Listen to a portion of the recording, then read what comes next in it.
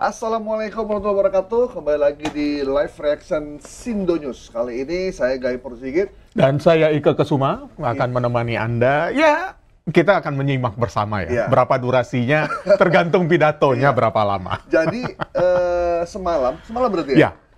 Ya, Ada yang mengejutkan dunia. ada yang mengejutkan dan dunia. Itu datangnya dari Indonesia. Ya. Beliau adalah Presiden Prabowo Subianto yang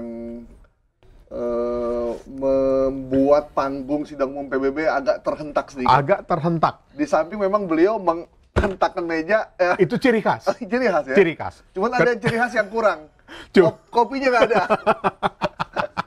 Jadi harusnya kopi mana kopi? Kopi gitu kan. Nah, ada 8 kali hentakan. Ya, kalau kita hitung kira-kira kurang lebih 8 kali ya. 8 kali hentakan yang hentakan mimbar. Ya, ciri khasnya Prabowo. Ya, Mungkin ya. angka 8 itu juga angka 8 keramat kali ya. Itu sebenarnya dia itu nggak sih? Atau nggak sengaja kali ya? Kalau saya melihatnya tampaknya tidak sengaja, tapi hanya pada penekanan-penekanan isu yang disampaikan. Nah, memang ada 8 poin isu ya yang disampaikan oleh Prabowo ya, yang penekanan isu ada 8 poin. Nah, pada 8 poin itulah Dia melakukan gebrakan meja. Ya. Gebrakan meja, dan itu gebrakan meja yang cukup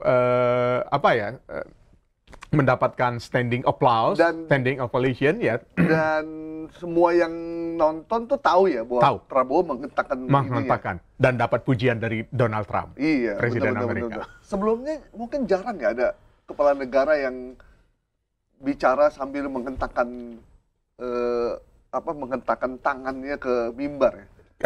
Seperti kita lihat Prabowo urutan ketiga.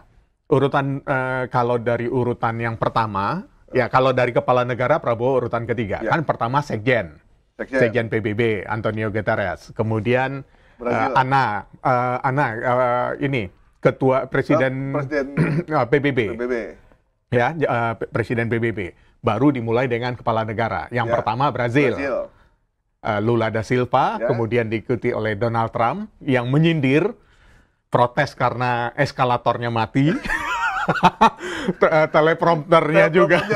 teleprompternya rusak dan mengatakan bahwa orang yang operate teleprompter akan mendapatkan masalah yang besar. Tapi itu tidak masalah, kata Trump, selama First Lady tidak protes. Ya. Baru yang ketiga ini Prabowo dengan gebrakannya hentakan mimbar itu. Oke, kita akan bahas nanti bagaimana performance Presiden Prabowo di sidang umum PBB, karena ini pertama kalinya beliau menyampaikan pidato. Kita akan simak dulu sekilas bagaimana mengagumkannya Prabowo dan suasana di PBB ketika Prabowo menyampaikan pidato. Ayo kita dengar dulu. Check it out dulu, check it out. The peace needs to be enforced. Peace needs to be guarded. We are ready. We will take our share of the burden, not only with our sons and daughters. We are also willing to contribute financially to support the great mission to achieve peace by the United Nations. Madam President, Excellencies, I propose to this assembly a message of hope and optimism, grounded in action and execution. Today, we heard the speech of Madam President, the President of United Nations General Assembly. Yes, it is true what she said. Without the International Civil Aviation Organization, will we be here today? Will we sit in this great hall? Without the United Nations, we cannot be safe. No country can feel secure. We need the United Nations, and Indonesia will continue to support the United Nations. Even though we still struggle, but we know the world needs a strong United Nations. The world's population is growing. Our planet is under strain. Food, energy, and water insecurity haunt many nations. We choose to answer these challenges directly at home and to help abroad wherever we can.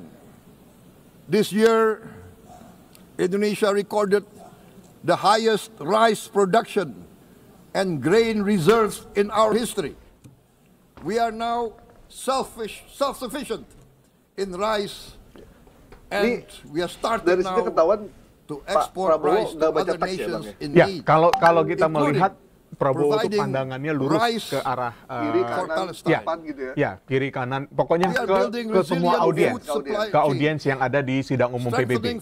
Dan dari pandangan Prabowo ini sangat jelas bahwa pesan yang disampaikan itu adalah penting. Dan berkaca kepada sebelumnya, pada saat pidato Donald Trump yang teleprompternya rusak, saya juga meyakini teleprompter pada saat di Prabowo juga rusak, mengalami gangguan teknis. Dan kalau lihat dari matanya Presiden Prabowo, dia itu matanya tidak tertuju pada teleprompter ya? Ke kiri, ke kanan, ke semua luas. Bahkan sampai memandang jauh ya? Betul.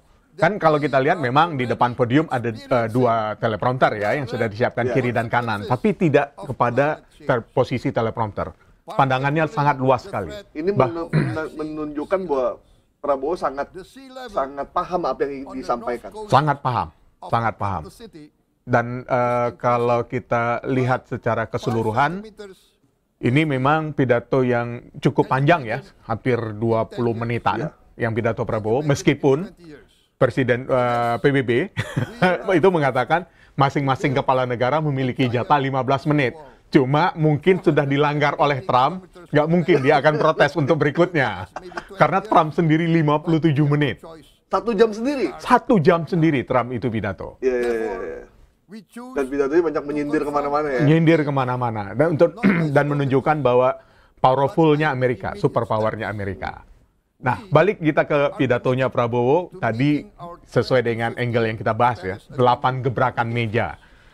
Kalau saya baca dari pidato Prabowo secara keseluruhan, memang ada 8 poin yang ditekankan oleh Prabowo. Yaitu yang pertama itu penekanannya adalah penderitaan warga Palestina. Merinding saya ini. Ya, itu karena setiap dari sidang umum kepala negara Indonesia yang hadir di sidang umum PBB sejak dari eranya Presiden Soekarno, kemudian sampai dengan SBY, kemudian Jokowi belum pernah tampak kita hadir di sidang umum ya. Pakai Zoom aja, pakai Zoom. Kemudian Prabowo yang hadir langsung. Itu semua penekanannya penderitaan warga Palestina itu disampaikan. Kemudian poin kedua itu adalah terkait dengan kritik agresi militer Israel. Itu juga sempat gebrak meja. Juga. Ya, dan yang ketiga seruan keadilan dan pengakuan hak Palestina. Selain itu Prabowo juga menyatakan terkait dengan penolakan atas standar ganda dunia. Ini masih 1-4 saja sudah masih bicara soal Palestina, soal Gaza. Yang kelima, seruan solidaritas antar negara. Ini yang sangat menarik. Prabowo menyebutkan descendants Abraham, keturunan Abraham. Kita adalah keturunan Abraham.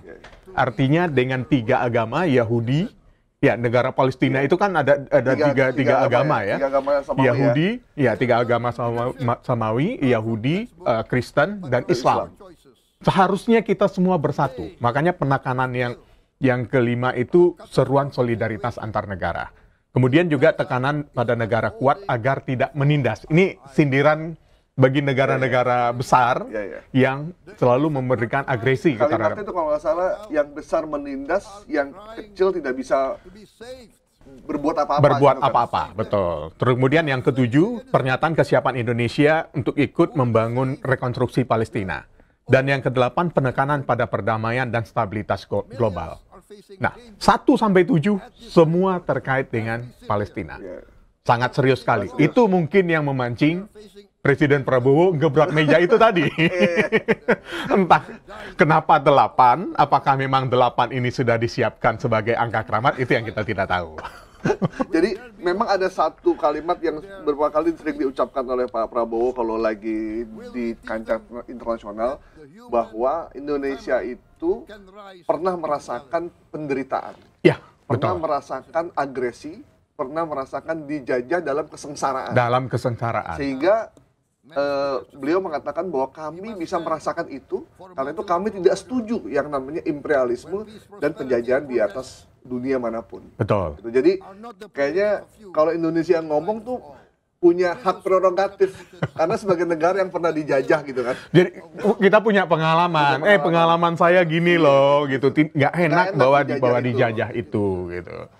Nah, itu sangat jelas sekali. Usai pidato yang ternyata mengagetkan banyak orang, termasuk Presiden Trump. Ya. Jadi usai acara, Trump tuh memuji bahasa Inggris Pak Prabowo. Ya. Ternyata bahasa Inggrisnya bagus. Bagus. Terus kalimat kedua, you did a great job. Ya, you did a great job katanya. Great speech, you did an amazing job by tapping your hand on that table. Ternyata itu membuat penekanan loh yang disampaikan oleh Donald Trump. You did an amazing job by tapping your hand on that table. Sangat terpukau sekali Trump dengan gebrakan meja itu. Setelah 10 tahun kita kosong dalam memimpin. Ya, hampir 1 dekade ya. 1 dekade kita kosong untuk berada di tengah-tengah pemimpin dunia, menyampaikan isi pikiran dan perasaan rakyat Indonesia yang diwakili oleh kepala negara. Kemudian Prabowo hadir dan menyampaikan sesuatu yang luar biasa. Jadi kita juga terharu gitu melihat ini gitu.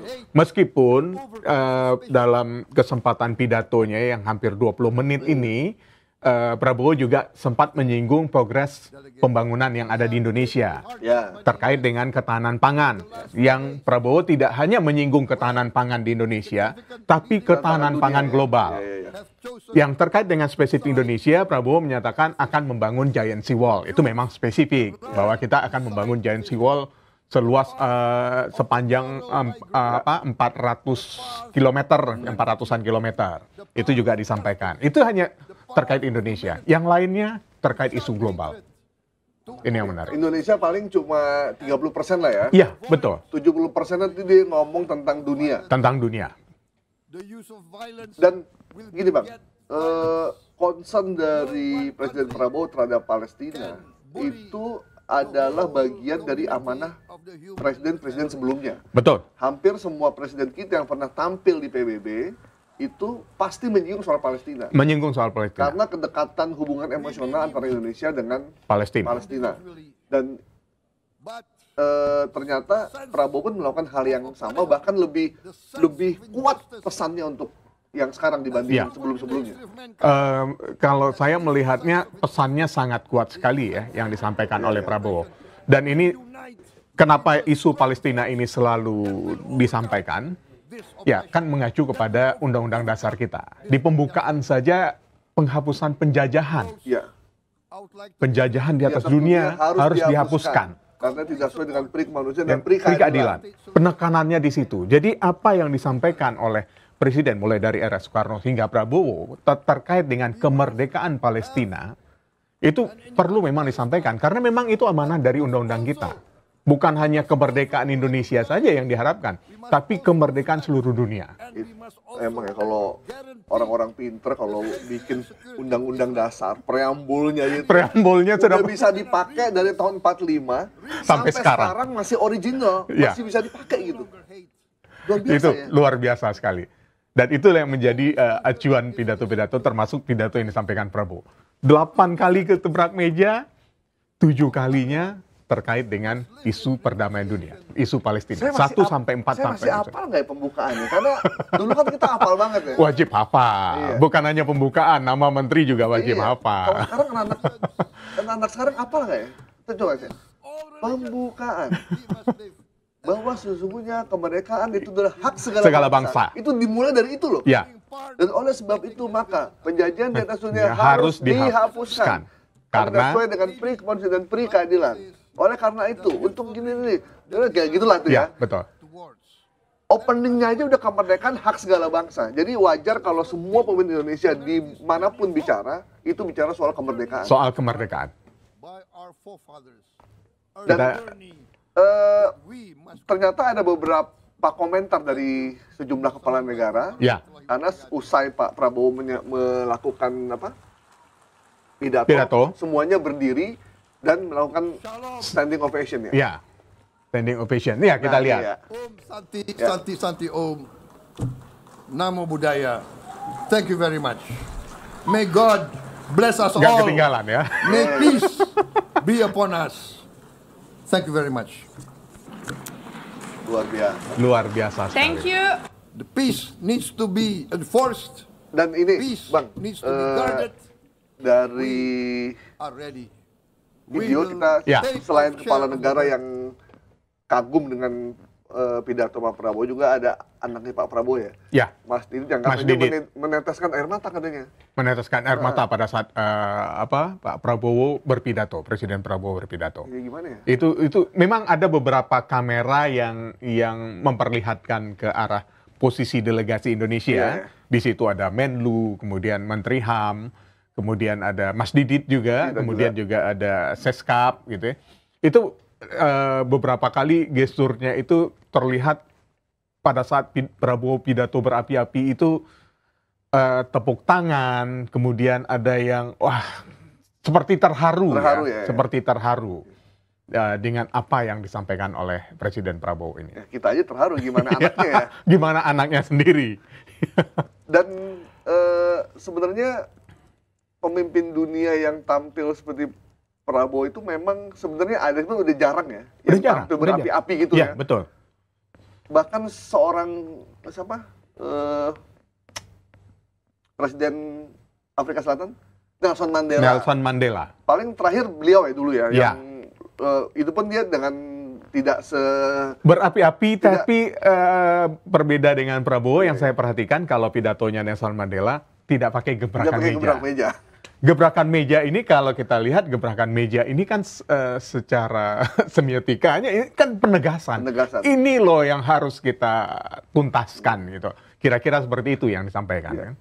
Kalau penegasan ada rasa kesal juga kan. Ada, ya betul. Kita kalau kesal kan apa sih ini gitu. Padahal nih Pak Prabowo nggak pakai kopi. Ya, kalau ada kopi, mungkin lebih dahsyat lagi nih. Dan saya ada melihat beberapa catatan juga yang menarik dari yang disampaikan oleh Presiden Prabowo ini. Kata yang paling sering ya dari 1.385 kata yang disampaikan oleh Presiden Prabowo, kata yang paling sering muncul itu adalah we, our. We sebanyak 39 kali, our sebanyak 22 kali, word 12 kali. Itu menunjukkan bahwa Pak Prabowo ini lebih menekankan kita secara global, secara dunia. Betul. Karena kehadiran kita di PBB ini untuk menyelesaikan ini semua. Kalau kita bicara soal Indonesia hanya 10 kali, sejajar dengan UN, penyebutan kata UN. United Nations. Oh, nyebut Indonesia 10 kali, UN juga 10 kali. UN 10 kali. Tapi kata we, our, word itu yang paling besar. We saja 39 kali. Jadi kita dan kami berarti ya? Ya, kita dan kami. Artinya we and our. Jadi bukan kebetulan menurut saya. Tapi melainkan adalah strategi pembingkaian pidato, yang membingkai pidato sebagai bukan suara personal. Bahwa ini adalah suara kita semua, termasuk kemerdekaan Palestina yang berulang kali dan sangat menggambarkan bahwa sikap tegas Indonesia dalam membela kemerdekaan di Palestina. Tapi memang ya, kan Prabowo tuh pidato setelah Donald Trump. Ya. Setelah Donald Trump tetap dengan sikapnya untuk Palestina tidak boleh merdeka. Tidak. Dan membiarkan Palestina merdeka itu adalah sebuah kesalahan dan membiarkan Hamas akan terus makin menjadi teroris. Ya. Setelah itu Prabowo tampil malah sebaliknya. Palestina harus diakui sebagai negara, meskipun Prabowo bilang ya kalau two state country sebagai satu solusi ya. Palestina diakui, Israel juga diakui. Ya. Dan kayaknya memang pasti akan ditolak oleh Israel dan Amerika ya. Ya, kalau Netanyahu sendiri sudah dalam sebuah statement pidato ya, dalam sebuah pidatonya, dalam sebuah statementnya yang ada di media sosial itu menyebutkan dia sangat menolak. Dan sama dengan Trump, apa yang dilakukan oleh Hamas ini adalah sebuah tindakan terorisme. Nah, itu sangat kontradiktif sekali dengan apa yang disampaikan oleh Presiden Prabowo. Sementara apa yang dilakukan tentara Israel di Gaza udah melebihi dari, jadi ada dokter dari Inggris bilang, apa yang saya lihat di Gaza ini itu melebihi dari sekedar penindasan dan genosida. Itu di atas dari genosida. Di atas dari genosida gitu. Ini yang kita nggak bisa membayangkan ya. Genosida saja sudah mengerikan. Ini di atas dari genosida dia bilang. Jadi tidak perlu kita punya agama untuk membantu Palestina. Iya, betul. Dia bilang gitu. Jadi dan dia juga heran gitu. Kenapa kok bisa terjadi seperti ini? Dan banyak negara diam. Itulah kenapa kemudian Prabowo pada pidato yang sehari sebelumnya menekankan Indonesia siap mengakui Israel sebagai sahabat, buka jalur diplomasi, asal, ada catatannya, asal Palestina merdeka. Tidak ada lagi penjajahan dari Israel terhadap Palestina. Dan itu sangat penekanan sangat kuat sekali ya. Itu pilihan terakhir daripada banyaknya nyawa yang berguguran, penderitaan yang berkepanjangan, kemiskinan, kelaparan yang sangat mengerikan di Gaza. Tapi itu sepertinya tidak diterima oleh pihak Israel. Tidak diterima. Tampaknya Israel tidak menerima hal tersebut karena ada keyakinan dalam agama mereka bahwa yang berhak di tanah Palestina itu adalah suku dan warga Yahudi saja. Ya, itu balik lagi apa yang disampaikan oleh Presiden Prabowo. Kita ini adalah keturunan Abraham. Yang mana ada tiga agama samawi yang harusnya harusnya berdampingan, hidup berdampingan di sana. Oke. Yahudi, Kristen, dan Islam. Itu kalau kita merujuk pada sejarahnya. Ya kan, kita melihat itu. Jadi itu bukan hal yang... Kemarin ada pidato Prabowo yang menurut saya tuh lumayan berani sih. Ketika dia bilang, Muslim leader bermusuhan atau berantem atau berkonflik dengan Muslim leader. Seperti di Libya, kemudian dia nyebut di Yaman atau di Suriah. Dan dia bilang, kalau Muslim leader berkonflik dengan Muslim leader, ini nggak akan pernah selesai kita ngurus Palestina.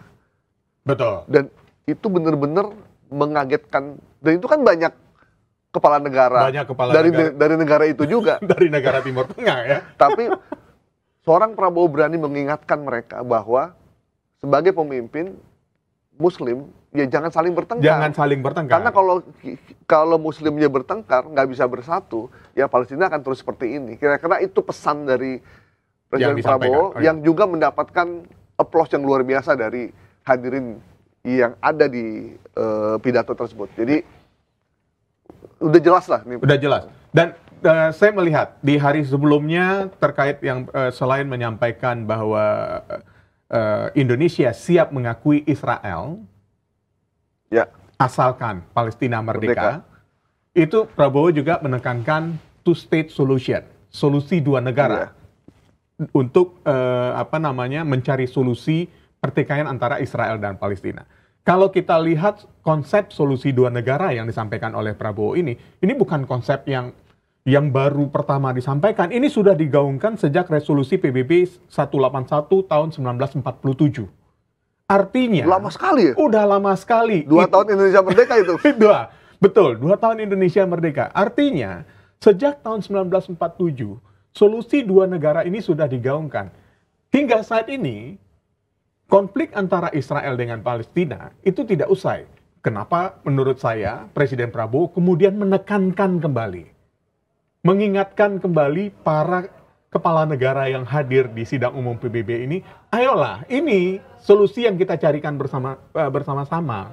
Jangan sampai ada lagi penindasan. Itu kalau saya membaca penekanannya. Dulu waktu kita kecil kan sudah ada perjanjian perdamaian di Washington kalau nggak salah, antara Yitzhak Rabin dan bukan ya, sama Perdana Menteri Palestina, sama yang itu, yang Jembros, yang Palestina, Yasser Arafat. Yasser Arafat. Kan sudah ada perjanjian waktu itu kan. Tapi setelah itu situasinya nggak berubah. Tidak berubah. Dan ini seperti ada konflik yang dijaga supaya terus berkonflik karena ada keuntungan di balik itu semua. Kita pun sampai berpikir kadang-kadang, apa sih yang ada di bawah tanah Gaza ini? Iya, ada apa gitu? Sampai konflik ini sengaja dipelihara, gitu. Iya, benar. Ada apa sebenarnya di bawah tanah Gaza ini sehingga konflik itu dipelihara? Di Gaza tuh ada minyak di Palestina. Kayaknya nggak ada ya? Mungkin belum ada yang...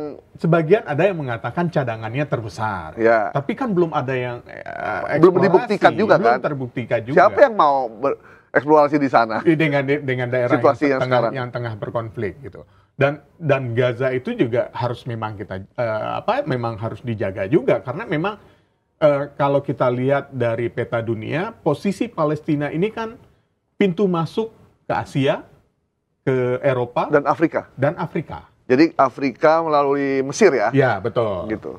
Yang pintu Rafah yang nggak dibuka itu kan? Pintu Rafah yang tidak buka. Artinya kan memang pertemuan, memang ya seperti kalau di kawasan Asia Tenggara, Singapura lah ya, yang menjadi hub gitu, tempat persinggahan dari kalau di Singapura menjadi hub persinggahan kan untuk di kawasan Asia. Ini kawasan dunia. Ya. 3 benua untuk Dan mengakses apalagi buat itu. umat Islam Palestina ini ada sesuatu ya, karena kan kiblat pertamanya umat Islam kan ada di Al-Aqsa gitu, dan itu tempat yang suci juga, termasuk buat umat Kristen juga kan? Betul, umat Kristen juga tempatnya juga di situ juga. Kemudian secara dari agama Yahudi pun juga di Palestina. Itulah kenapa satu negara ada tempat berdirinya 3 agama samawi ya. Dan sepertinya Yahudi memang tidak suka ada agama lain ada di situ, termasuk Kristen juga. Kalau kita melihat ke sana sih, nggak juga sih, Bung Gaib ya. Karena saya perhatikan, aksi-aksi demo yang belakangan mulai meluas ya, aksi bela Palestina ini yang meluas di sejumlah negara, seluruh dunia, termasuk di Israel sendiri. Itu ternyata orang Yahudi pun tidak nyaman. Yang di Tel Aviv ya? Iya, yang terjadi di Tel Aviv itu tidak nyaman dengan kebijakan. Artinya ini lebih kepada kebijakan politik. Mereka pun pengen hidup tenang juga ya? Iya, karena mereka, ya kalau Hamas digempur, Hamas akan serang balik. Mereka juga tidak nyaman, kan tidak tenang juga. Ada yang menarik ya Bang, ketika Donald Trump bilang bahwa Hamas adalah teroris, tidak mau melepaskan sandera. Sementara banyak kesaksian dari para sandera Israel yang disandra oleh Hamas, ketika dilepaskan mereka bilang kami diperlakukan dengan baik, bahkan lebih baik dari siapapun. Kami tidak pernah disentuh, kami tidak pernah dibentak, kami diberi makan dan minum dengan cukup. Ya, bahkan apa kebutuhan sandera pun terpenuhi. Itu yang membuat mereka terharu pada saat sandera-sandera ini dilepas dan diserahkan ke Israel. Ini yang menjadi tanda tanya kita, aspek politik apa, geopolitik ya, ada apa ya? Ada apa di Hamas ini sehingga bisa berkelanjutan. Jadi sebenarnya ini kepentingan elit politik juga ya? Ya, betul. Hanya untuk kepentingan elit politik. Dan kayaknya Pak Prabowo tahu situasi itu. Ya, memang itu ya, karena penekanannya sangat jelas sekali yang disampaikan oleh Presiden Prabowo di dalam pidatonya tadi malam itu. Oke, kita kembali ke bagaimana gaya komunikasi, gestur dari Pak Prabowo dalam menyampaikan pidato. Ya, kita lihat lagi ya. Kita dengar lagi nih ya. And make Indonesia a hub for solutions to food, energy, and water security. Madam President, Excellencies, we live in a time when hatred and violence can seem to be the loudest voices. But beneath this loud noise lies a quieter truth, that every person longs to be safe, to be respected, to be loved, and to leave a better world to their children. Our children are watching.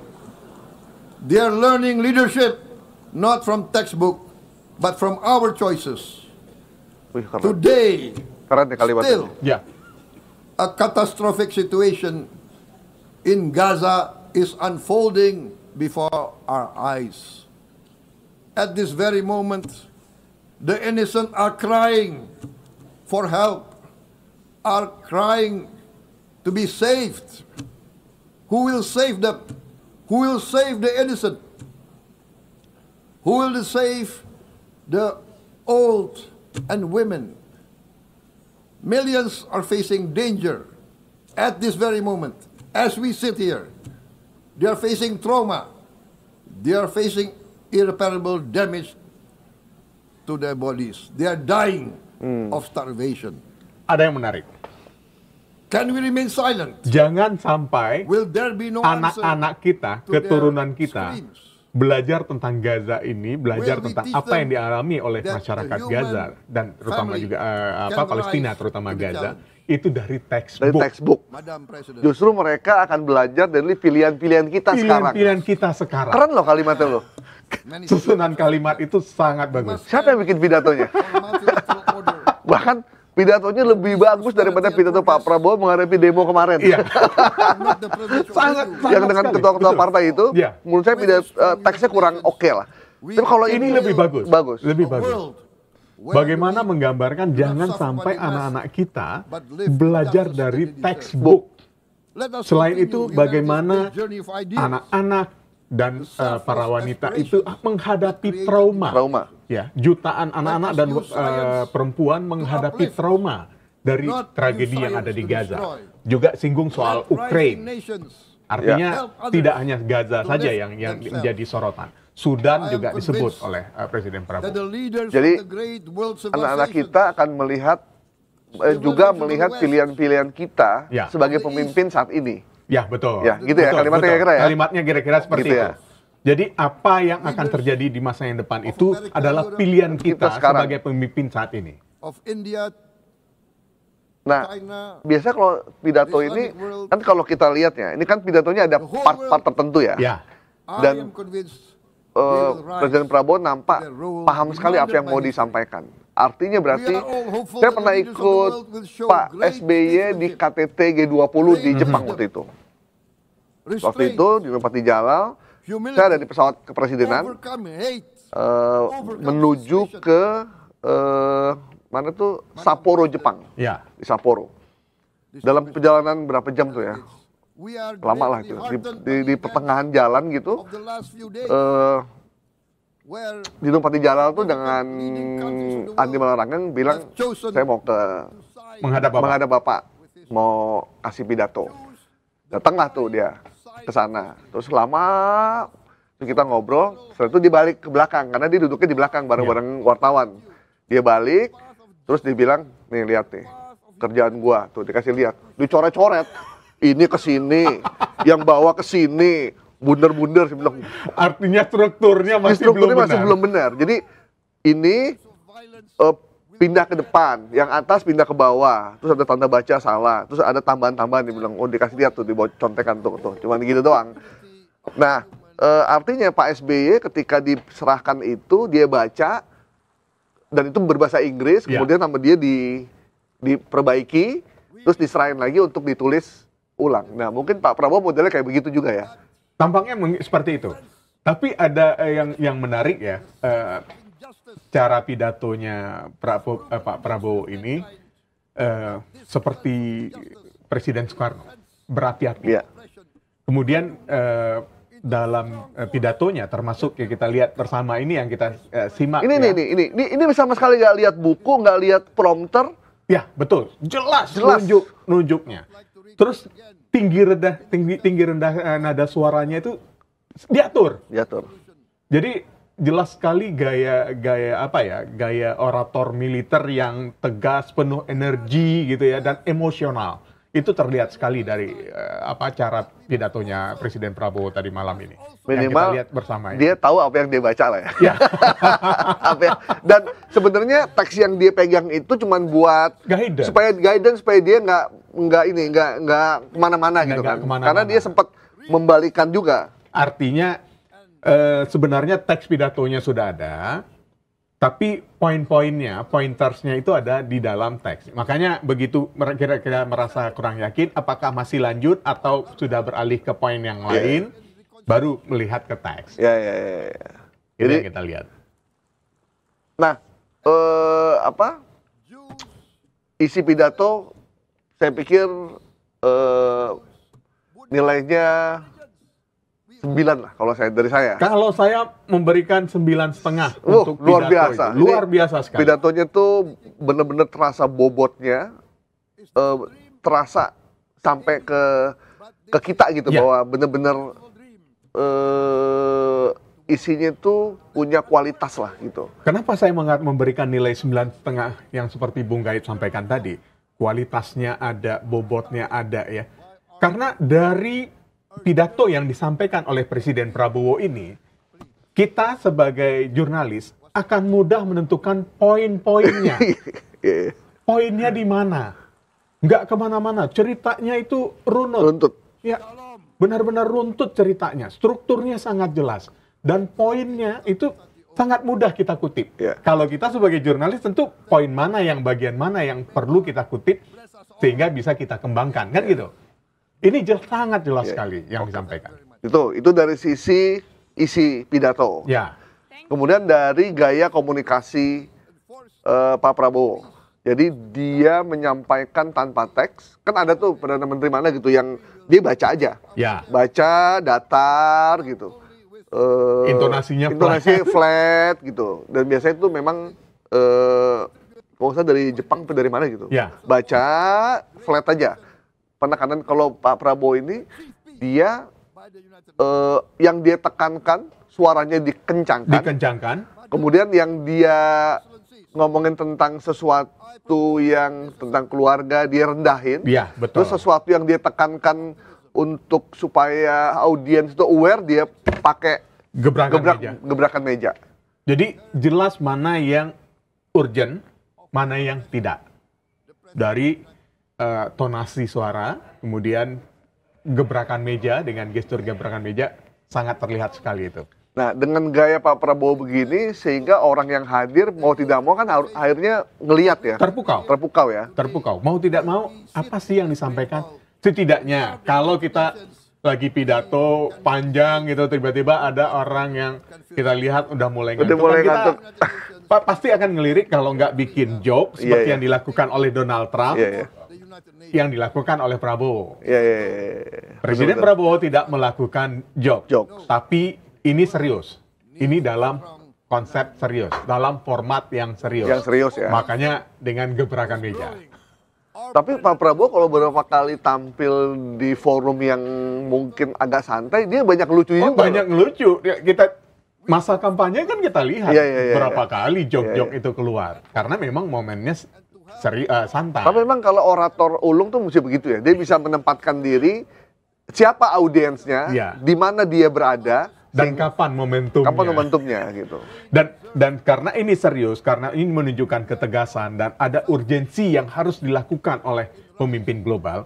Prabowo tadi mengatakan repetisinya itu seperti yang kita gambarkan tadi, yang saya gambarkan.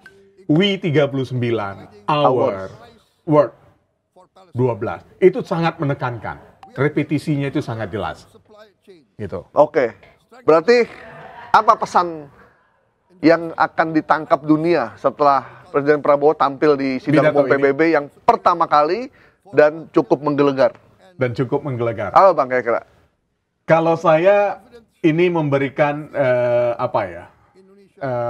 mengembalikan setelah hampir 1 dekade Indonesia tidak hadir di forum-forum internasional.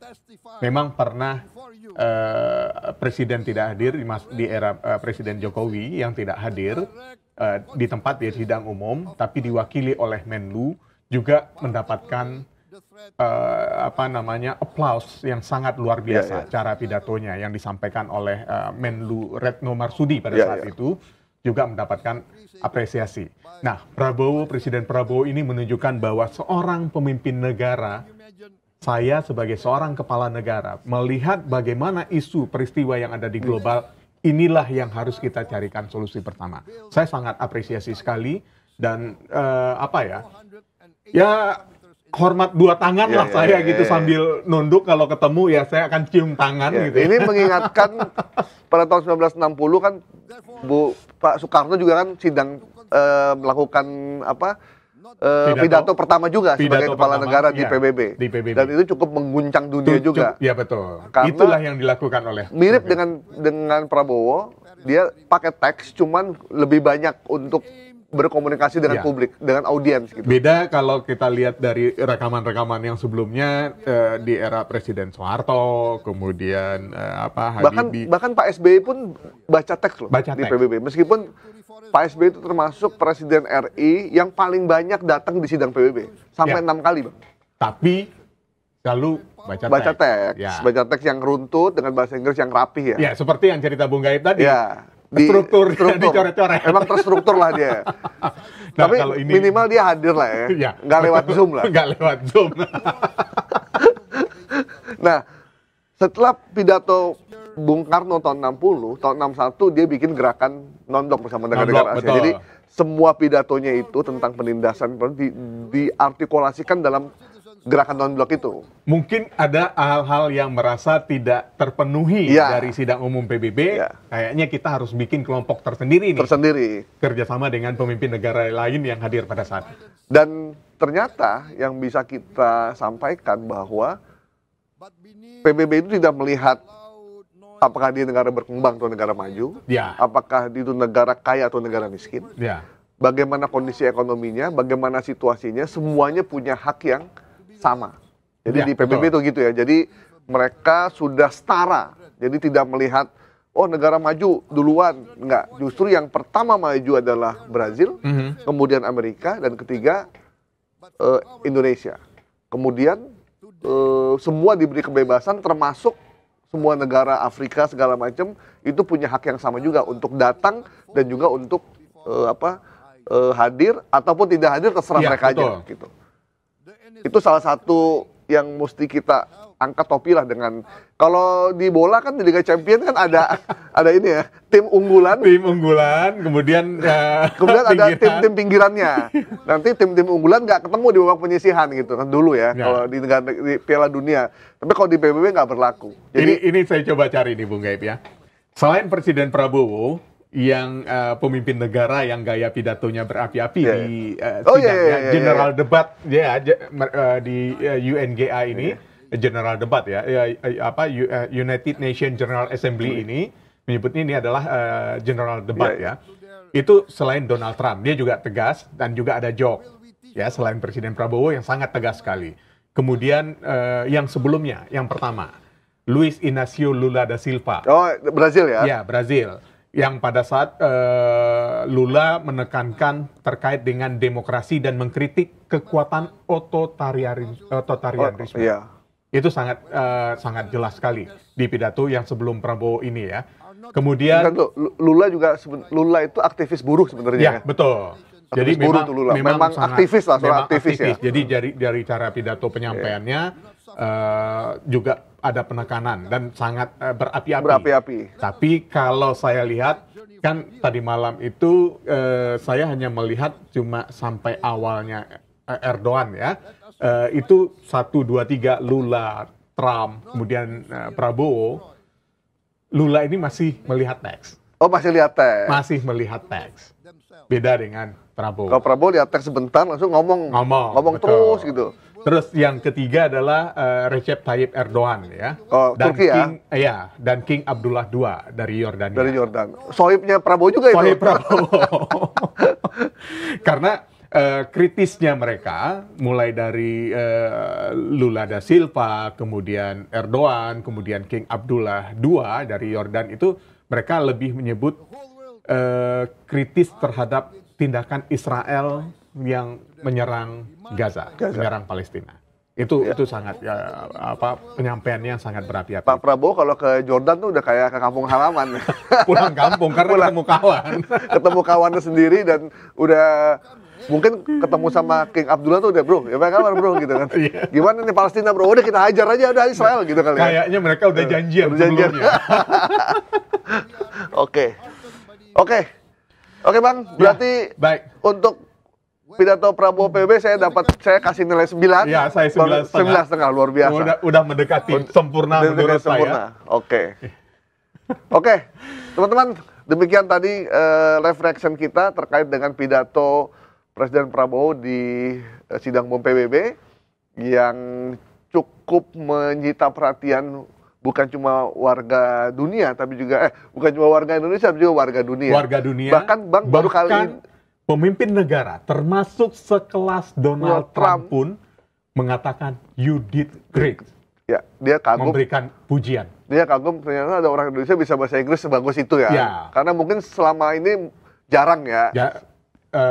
Selama 10 tahun ini. Biasanya mungkin kalau dilihat yang bahasa Inggrisnya bagus itu adalah diplomat atau menlu. Ya, itu udah wajar lah ya. Pidato berapi-api. Itu mungkin menurut Trump hal yang wajar. Tapi pemimpin negara dalam penyampaiannya bahasa Inggris yang lancar, yang bagus, ya mungkin Trump melihat baru ini yang ada gitu. Jadi penting buat kita untuk memilih pemimpin yang punya kualitas, kapasitas, dan kemampuan berbahasa yang baik, termasuk kemampuan untuk membaca. Karena kalau dia tidak banyak baca, mungkin Pak Prabowo nggak akan punya kalimat-kalimat yang dia sampaikan seutuh itu. Ya, diksi yang sangat tepat. Karena itu sangat penting sekali. Komunikasi, cara membaca, cara berpidato, kemudian menggunakan bahasa asing yang lancar seperti Bung Gaib katakan tadi, itu sangat menjadi kata kunci utama dalam diplomasi. Ya, karena gini Bang, kan ada yang nanya, apa sih kita mesti baca buku? Apa sih manfaatnya baca buku? Ternyata baca buku itu baru kita rasakan ketika kita akan menulis, ketika kita akan bicara, maka ketika kita akan ngomong itu, semua yang kita baca itu akan manggil tuh. Akan keluar, mengalir gitu. Mengalir. Sementara kalau kita nggak pernah baca, bingung apa yang mau kita sampaikan. Jadi mulai hari ini biasakan anak-anak kita untuk kembali membaca. Membaca buku. Setiap 1 minggu datang ke perpustakaan. Saya baru ingat Bang, dulu waktu saya kecil, ibu saya tuh sering ngajak saya ke perpustakaan tim. Hari Sabtu Minggu tuh, naik bajai kita disuruh udah dilepas aja. Akhirnya mau ngapain sih nih? Mau nggak mau kan akhirnya kita daripada iseng baca, lama-lama jadi kita yang minta. Terbiasa. Terbiasa. Ada beberapa cara yang juga pernah saya lakukan juga ini ya terhadap anak-anak saya. Ya sudah, nyamannya apa? Kalau nggak nyaman membaca buku teks yang banyak, mulai dari komik dulu. Iya, saya tuh baca komik. Saya tuh baca Reol Dijkstra, Lucky Like gitu kan. Ya, mulai dari komik. Akhirnya baru kita akan terbiasa. Ya, jadi ada urutannya komik, cerpen, novel, sampai ada buku-buku yang terus. Jadi kembali back to read, kembali membaca. Karena membaca itu adalah cara kita dalam penyampaian itu kata kuncinya membaca. Iqra. Bacalah. Jadi ngetesnya gampang. Jadi kita suruh maju, kalau di kampus kita suruh maju, tolong ceritakan tentang Donald Trump. Dia akan bingung tuh. Donald Trump adalah presiden Amerika, terus ya udah itu mulai mikir gitu. Terkadang kalau seandainya di masa-masa aktif di kegiatan kampus itu kadang-kadang kita dikerjain juga gitu. Oke, 15 menit ngomongin soal kondisi Indonesia. Wah, kalau kita tidak membaca, tidak apa solusinya. Kalau kita tidak membaca, kita tidak akan paham. Oke, baik. Mayega, thank you. Terima kasih, Bung Gaib. Ya, kita kembali lagi di live reaction berikutnya. Episode berikutnya ya. Bisa sore atau bisa minggu depan atau bisa besok. Karena tetap waktu saja pantau kanal YouTube Sindo News. Sampai ketemu. Bye-bye. Bye-bye.